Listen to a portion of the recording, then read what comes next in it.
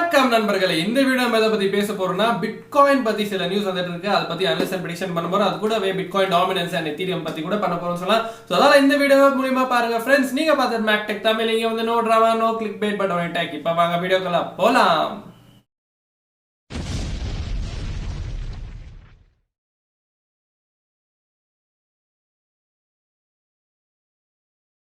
நண்பர்களே நீங்க நம்ம சேனலை முதல்ல பாக்குறீங்கன்னா மறக்காம கீழ இருக்க சப்ஸ்கிரைப் பட்டன் பிரஸ் பண்ணிட்டு பக்கத்துல இருக்க நோட்டிபிகேஷன் தட்டி விடுங்க அப்பதான் இந்த மாதிரி வீடியோஸ் எல்லாம் உங்ககிட்ட முதல்ல அவசியம் வீடியோ பிடிச்சா மறக்காம ஒரு லைக் பண்ணுங்க ஏன்னா உங்களோட ஒரு செகண்ட் எடுத்து நீங்க லைக் பண்ணதால நம்மளோட மோட்டிவேஷன் வந்து எப்பவுமே 100x இருக்கு சோ மறக்காம அந்த லைக் பட்டனை தட்டி விட்டுடுங்க இந்த டாபிக்குள்ள போகலாம் சோ நேத்தோட வீடியோ நீங்க பாத்தீங்கன்னா நான் வந்து சொல்லியிருந்தேன் பிட்காயின் வந்து இந்த verge of making a golden cross னு சொன்னேன் சோ இந்த golden cross வந்து இன்னைக்கு ஆயிடுச்சு So now video சமயத்துல பிட்காயினோட விலை எவ்வளவுன்னு கேட்டிங்கன்னா 47200 சோ நம்மளோட மேஜர் சப்போர்ட்ஸ் இருந்தது இல்லையா 45 ஆகட்டும் 44 ஆகட்டும் அப்புறம் 46 கூட தாண்டி இப்போ வந்து 47200ல வந்து நில்ல இருக்கு சோ இந்த ஒரு ரேஞ்ச் நான் சொன்ன பாத்தீங்களா சோ 46700 to 47200 அது ஒரு இம்பார்ட்டன்ட் ஒரு சப்போர்ட்டா இருக்குன்னு சொன்னா சோ ஃபர்ஸ்ட் அது ரெசிஸ்டன்ஸ் ஆயிருந்தது இப்போ வந்து சப்போர்ட்டா மாறிடுச்சு ஏன்னா இன்னைக்கு பாத்தீங்கன்னா கோல்டன் கிராஸ் ஆயிடுச்சு சோ இந்த கோல்டன் கிராஸ் எல்லாருமே சொல்றாங்க ப்ரோ இந்த கோல்டன் கிராஸ்னா என்ன அப்படின்னு கேட்கும்போது நான் ஸ்கிரீன்ல போட்டிருப்பேன் நீங்க பாக்கலாம் ஒன்னு வந்து ரெட் லைன் ஒன்னு இருக்கு இன்னொன்னு வந்து கிரீன் லைன் ஒன்னு இருக்கு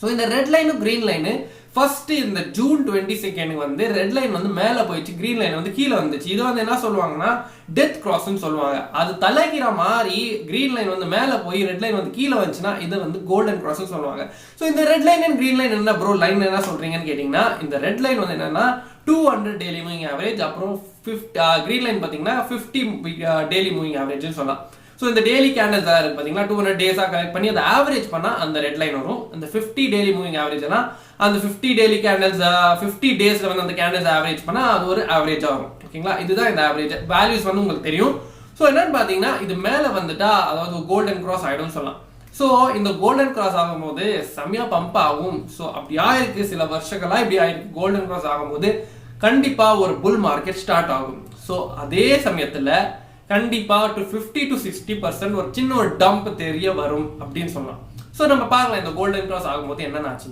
ஃபர்ஸ்ட் மே 2020ல பார்க்கலாம் இந்த 2020ல என்ன ஆச்சு இது 2021ஓட முதல் கோல்டன் கிராஸ் ஓகேங்களா சோ அதால இது வந்து ஃபர்ஸ்ட் கோல்டன் கிராஸ் இது வந்து பம்ப் ஆகும் சொல்லலாம் பட் நம்ம ப்ரீவியஸ் இயர் அதாவது 2020ல பாக்கும்போது நம்ம பிப்ரவரி மாதத்துல ஒரு கோல்டன் கிராஸ் வந்தது அப்புறமா மார்ச்லயே ஒரு டெத் கிராஸ் வந்தது இந்த டெத் கிராஸ் எதுக்கு வந்தது அப்படியே எல்லாருக்கும் தெரியும் சோ கோவிடால தான் வந்தது ஏன்னா நிறைய பேர் கஷ்டத்துல இருந்தாங்க அவங்களுக்கு வந்து காசு வேணும் இருந்தது அதால நிறைய பேர் செல் பண்ணிட்டாங்க ஸோ அதால தான் அவங்களுக்கு ரெட் கேண்டில் தெரியுது அப்புறம் ஒரு டெத் கிராஸ் கூட தெரிய வருதுன்னு சொன்னான் ஸோ அதுதான் பார்த்தீங்கன்னா ஏப்ரல் 2019ல கூட ஒரு கோல்டன் கிராஸ் வந்தது அந்த கோல்டன் கிராஸ் ஆயிடுமே ஒரு பெரிய பம்ப் வந்ததுன்னு சொல்லலாம் ஸோ நெக்ஸ்ட் 2015ல நினைக்கிறேன் அக்டோபர் 2015ல இன்னொரு கோல்டன் கிராஸ் வந்தது ஸோ அந்த சமயத்துல கூட நீங்க பார்க்கலாம் கோல்டன் கிராஸ் ஆனதுமே சின்ன ஒரு ரீட்ரேஸ்மெண்ட் ஆகி மறுபடியும் ஒரு பம்ப் வந்திருக்கு சோ சின்ன ரீட்ரேஸ்மெண்ட் எப்படின்னா ஒரு 50% இருக்கலாம் ஒரு 50 to 60% கண்டிப்பா ஒரு ரீட்ரேஸ்மெண்ட் எடுக்கலாம் பிட்காயின் சோ இப்போ இருக்கிற $47,200 வந்து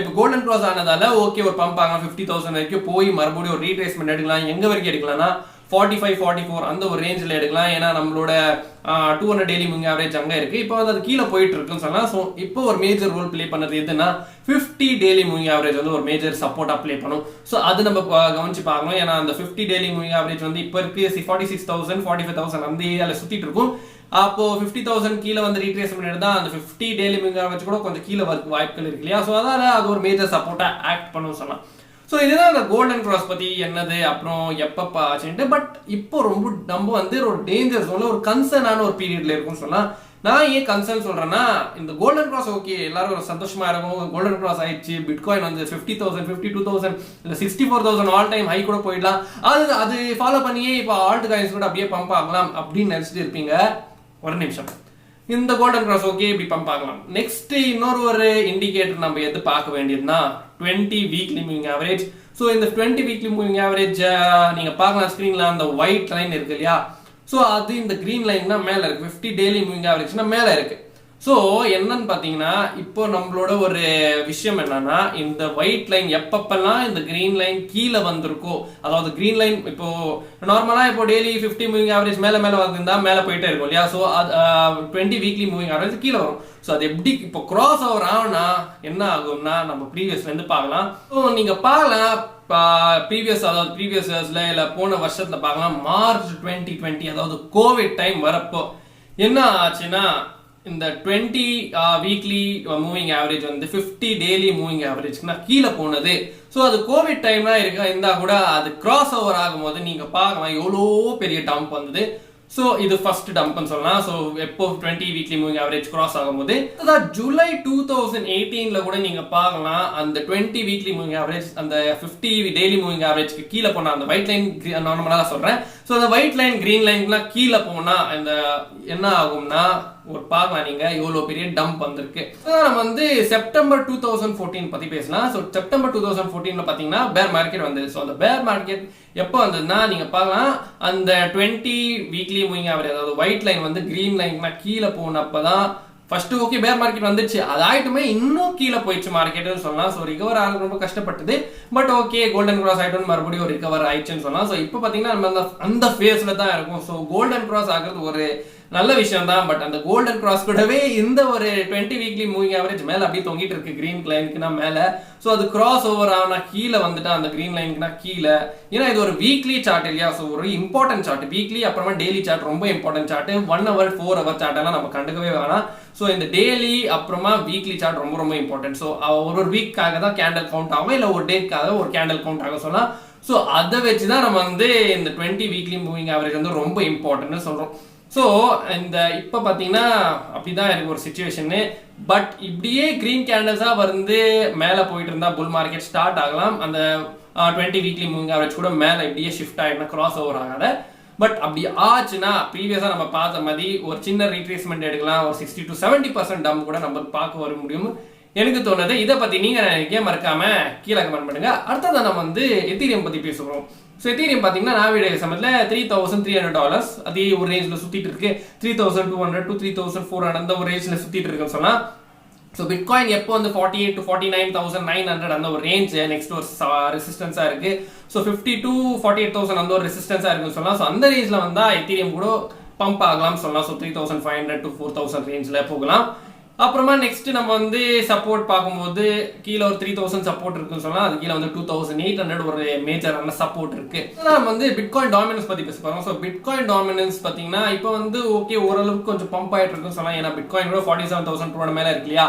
ஸோ அதால ஓகே பம்ப் ஆயிட்டு இருக்கு. அதால ஆல் காயின்ஸ் எல்லாம் ஸ்டாக்னன்ட் ஆயிருக்கு. இல்ல ஒரு அந்த ஒரு சின்ன ஒரு 5% to 6% அந்த ரேஞ்ச்ல தான் சுத்திட்டு இருக்கு சொல்லலாம். 5% பம்ப் ஆனா 5% டம்ப் ஆகுது, மறுபடியும் 5% பம்ப் ஆனா 5% டம்ப் ஆகுது சொல்லலாம். ஸோ அந்த ரேஞ்ச்ல சுத்திட்டு இருக்கு.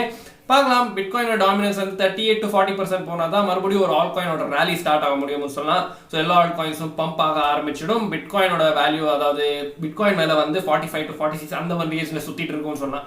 ஸோ நெக்ஸ்ட் 50,000 மேல போனா தான் பிட்காயினோட டாமினன்ஸ் மறுபடியும் நம்ம பேச முடியும். ஏன்னா அதாயிட்டு ஒரு புல் மார்க்கெட் ஸ்டார்ட் ஆகலாம். பட் இந்த வீக்லி 20 மூவிங் ஆவரேஜ் வந்து நம்மளோட விஷயத்துல வச்சுக்கிறோம், இல்லை நம்மளோட கவனத்துல இருக்கணும்னு சொன்னா இந்த 20 வீக்லி மூவிங் ஆவரேஜ் அது வந்து கீழே கிராஸ் ஆகும்னா ரொம்ப ரொம்ப ஒரு டேஞ்சர் ஜோன்ல இருக்கும் அப்படின்னு நம்மளுக்கு சொல்லலாம். ஏன்னா ஒரு பேர் மார்க்கெட் ப்ரீவியஸா போன மாதிரி பேர் மார்க்கெட் கிடையாது, ஒரு சின்ன ரீஸ்பேஸ்மெண்ட் அதாவது 60 to 70% எடுக்கலாம் அப்படின்னு எனக்கு தோணுது. இதை பத்தி நீங்க எனக்கே மறக்காம கீழே கமெண்ட் பண்ணுங்க. நம்மளால இந்த வீடியோட முடிவு சொல்லிட்டேன். இதுதான் பிட்காயின் பத்தி அனலைஸ் அண்ட் ப்ரெடிக்ஷன் சொல்லலாம். ஸோ 20 வீக்லி மூவிங் ஆவரேஜ் ஒரு இம்பார்ட்டன்டான ஒரு மூவிங் ஆவரேஜ் இருக்கு. ஏன்னா அது ஒரு லாகிங் இண்டிகேட்டர்னு சொல்லலாம்.